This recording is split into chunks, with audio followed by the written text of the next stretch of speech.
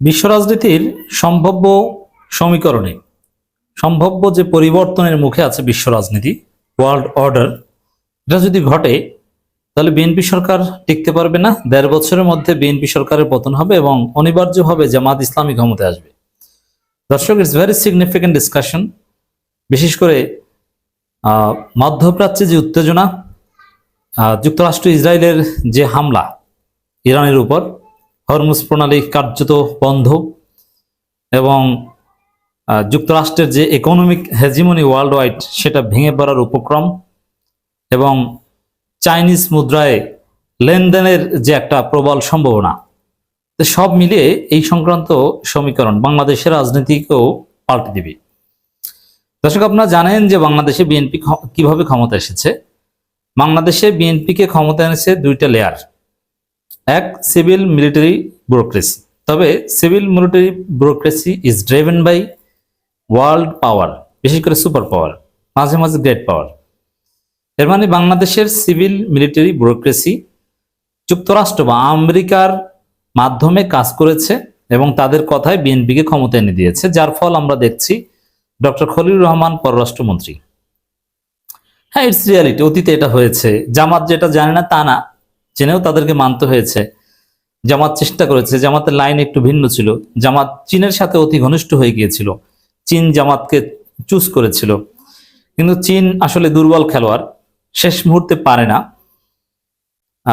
জামাত balance করার চেষ্টা করেছিল, যুক্তরাষ্ট্রের সাথেও ভালো সম্পর্ক রেখেছিল, যুক্তরাষ্ট্র জামাতের হাত ধরতেও চেয়েছিল, কিন্তু ভারত শেষ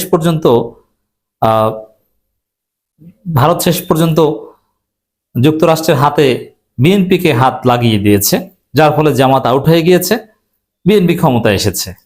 এটা হচ্ছে সমীকরণ।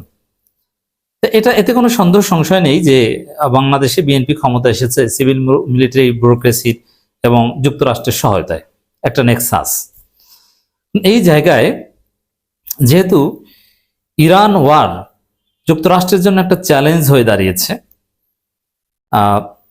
ট্রাম্পের হাত পা কাঁপাকাঁপি শুরু হয়ে গেছে, তার ফলে সত্যিকার অর্থেই যেটা দীর্ঘদিনের প্রত্যাশা এবং এটা একটা রিয়ালিটি যে সুপার পাওয়ার একটা দেশ বেশি দিন থাকতে পারে না।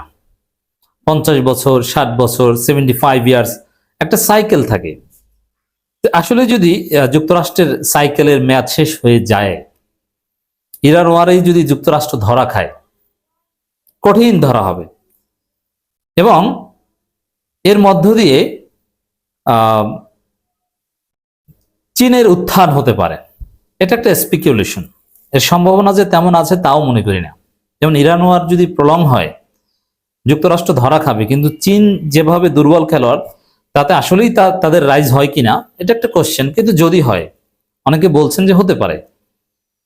যেমন এগুলো আসলে এই যে বর্তমান ওয়ার্ল্ড ওয়ার, এটা হচ্ছে ডলার ডমিনেটেড ওয়ার্ল্ড। ডলারই হচ্ছে, ডলারে বাণিজ্য হয়। এখন চীনের যে মুদ্রা ইউয়ান, এটা যদি এই বিশ্ব বাণিজ্যের মূল কারেন্সিতে, ওয়ার্ল্ড কারেন্সিতে রূপান্তরিত হয়, তাহলে অন্যান্য মিলিটারি ওয়ারফেয়ার বা অন্যান্য যে ক্যাপাসিটি, তো এগুলো চীন পারবে। মূলত চীনের চিন্তা এটা। এই জন্য চীন কিন্তু হার্ড পাওয়ারের চাইতে তাদের সফট পাওয়ার এবং তাদের যে এই অর্থনৈতিক পাওয়ার, এটাকে গুরুত্ব দিচ্ছে। চীন মনে করে যে যুদ্ধের মাধ্যমে পরাশক্তি হওয়া যাবে, বিষয়টা এরকম নয়। এই জন্য চীন কিন্তু কোথাও যুদ্ধে জড়ায় না। চীনের মিত্ররা যুদ্ধে জড়ালেও চীন সেখানে হেল্প করে না। কিন্তু চীনের সব সময় অলওয়েজ ধান্দা হচ্ছে বাণিজ্য, ব্যবসার বাইরে চীন কিছু বোঝে না। এটা যদি সত্যিকার অর্থে একদিন একদিন কাজ করে চীনের চিন্তা, চীনের সমৃদ্ধ সভ্যতার ইতিহাস রয়েছে, একটা পর্যায়ে যদি এরকম হয় যে না, চীনের যে মুদ্রা, এটা বিশ্ব রাজনীতির মূল মুদ্রায় পরিণত হয়েছে, সত্যিকার অর্থেই যদি চীনের মুদ্রা ওয়ার্ল্ড বিজনেসকে ডমিনেট করে, হ্যাঁ, তখন চীন সুপার পাওয়ার হতে পারবে। আমি বলছি না যে এটা হতে পারে, সম্ভাবনা রয়েছে, এটা একটা থিওরি। তখন কিন্তু এই যুক্তরাষ্ট্রের পাপেট গভর্নমেন্ট যেসব দেশে আছে তারা টিকতে পারবে না। এই যে দেখেন, এটা একটা সিম্পল বিষয় আপনাদেরকে বুঝাই। সেনাবাহিনী, ডিপ স্টেট, এছাড়া সিভিল ব্যুরোক্রেসি, মিলিটারি ব্যুরোক্রেসি, এরা কোনো একটা রেজিমকে ক্ষমতায় আনে। এই তো তারা কিভাবে আনে? তাদের সাথে যুক্তরাষ্ট্রের অনেক ব্যবসা বাণিজ্য, হিসাব নিকাশ আছে, এগুলো যুক্তরাষ্ট্র খেলে। একসময় ডোনাল্ড লু খেলতো, এখন আরেকজনে খেলে, এরকম অনেক বিষয় আছে যেগুলো খালি চোখে আমরা দেখি না। তো ডলারের পতন যদি হয় সারা পৃথিবীতে এবং ইরান ওয়ারের মাধ্যমে যদি যুক্তরাষ্ট্র আসল ধরাটা খায়, তাহলে বিএনপি ক্ষমতায় থাকতে পারবে না। কারণ কিভাবে বিএনপি ক্ষমতায় থেকে যাবে এটা আপনি বুঝতেই পারবেন না যে এটা বিশ্ব রাজনীতির খেলা। আপনি দেখবেন যে জনগণ নামিয়ে দিয়েছে, আপনি দেখবেন যে গণ অভ্যুত্থান হয়েছে, বিএনপি দেশ চালাতে পারবে না, ভয়াবহ জ্বালানি সংকট, বাংলাদেশে দুর্ভিক্ষ হবে, অতএব বিএনপির পতন ঘটাও, চীনপন্থী জামাত সরকারকে আনো, হিসাব তখন এভাবে ঘটে যাবে, এটা অনিবার্য হয়ে উঠবে। তো দর্শক, চীনের সাথে জামাতের ঘনিষ্ঠতা অত্যন্ত প্রবল আমরা দেখতে পাচ্ছি। দর্শক, জামাতের প্রোগ্রামে আবার চীনের রাষ্ট্রদূত আসা শুরু করেছেন, জামাতের মাধ্যমে এখন ফুডপ্যাক অনেক কিছু বিতরণ হয়, জামাত চীন ভালো মাখামাখি দেখতে পাচ্ছি। এটা যদি সম্ভাব্য পরিবর্তন হয় বিশ্ব রাজনীতিতে, ওয়ার্ল্ড অর্ডারে, ইটস ভেরি টাফ, তাহলে ভালো কিছু হতে পারে। চীনের সাথে সম্পর্ক হাইজ্যাক হয়েছিল, জামাত আমির এই কথা বলেছেন। বিগত সময়ে চীনের সঙ্গে সম্পর্ক হাইজ্যাক করা হয়েছিল বলে মন্তব্য করেছেন জামাত ইসলামের আমির শফিকুর রহমান। কিন্তু বিএনপি সরকার ইউএস ওরিয়েন্টেড সরকার, আর বিএনপি সরকারের যে সক্ষমতা, তাতে চীনের সাথে সম্পর্ক একদম হাইজ্যাক করতে পারবে না, সেই সুযোগ নাই। আওয়ামী লীগ সরকারের যে ফরেন পলিসি ক্যাপাসিটি, এত সক্ষমতা বিএনপি অর্জন করতে পারবে না।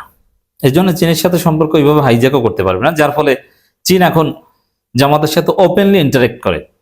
অথচ আওয়ামী লীগ আমলে চীন বিএনপির সাথে এভাবে ওপেনলি ইন্টারেক্ট করতো, এটা কিন্তু আমরা দেখিনি। আমিরে জামাত চীন সফর করে এসেছেন, তারেক রহমানকে দাওয়াত দেওয়া হয়েছে, তিনি কিন্তু যাননি। এর মানে যুক্তরাষ্ট্রের লাইন, ভারতের মাধ্যমে যুক্তরাষ্ট্রের লাইন ধরা, এর উপর তারেক রহমান ইস্তেকামাত করেছেন এবং শেষ পর্যন্ত পেরেছেন। জামাত আমি বলেন পুরোটাই চীনের উপহার। এই যে মঙ্গলবার মিরপুর 10 নম্বর আদর্শ উচ্চ বিদ্যালয় মাঠে দুস্থদের মাঝে ফুডপ্যাক বিতরণের সময় তিনি কথা বলেন। জামাত আমির বলেন পুরোটাই চীনের উপহার। বিগত সময় চীনের সাথে সম্পর্ক হাইজ্যাক করা হয়েছিল, একটা দেশ ভালোবাসা দিয়ে উপহার দিয়েছিল, কিন্তু তাদের নাম নিশানায় রাখা হয়নি। দেখেন, এটা একটা হিসাব। চীন উপহার দেয় ঈদ উপলক্ষে, সরকারের মাধ্যমে দেয় না, দেয় জামাত আমিরের মাধ্যমে।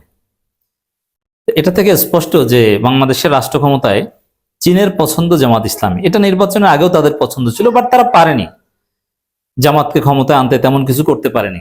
যুক্তরাষ্ট্র ভারতের কাছে তারা পরাজিত হয়েছে, এবং চীন বরাবরই এরকম, তারা অত্যন্ত ধৈর্যশীল, তারা হুটহাট কিছু করে না, ঝুঁকি নেয় না, যার ফলে তারা পারে না। তারা চিন্তা করে যে একদিন অনিবার্যভাবে যুক্তরাষ্ট্র ধরা খাবে এবং চীনের মুদ্রাই বিশ্ব রাজনীতি ডমিনেট করবে, তারপরে আমরা সুপার পাওয়ার হয়ে যাব। সেই অপেক্ষা, সেই মাহেন্দ্রক্ষণের অপেক্ষা আছে চীন।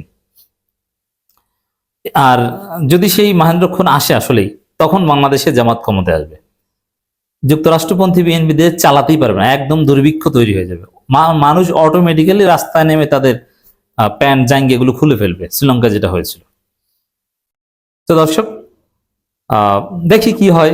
তবে বাংলাদেশে মানুষ ভালো থাকুক, আমাদের প্রত্যাশা সেটাই। বড় ধরনের কোনো দুর্ভিক্ষ না আসুক, গণতন্ত্র স্থিতিশীল হোক, নির্বাচনের মাধ্যমেই ক্ষমতা হস্তান্তর হোক, এটাই চাওয়া।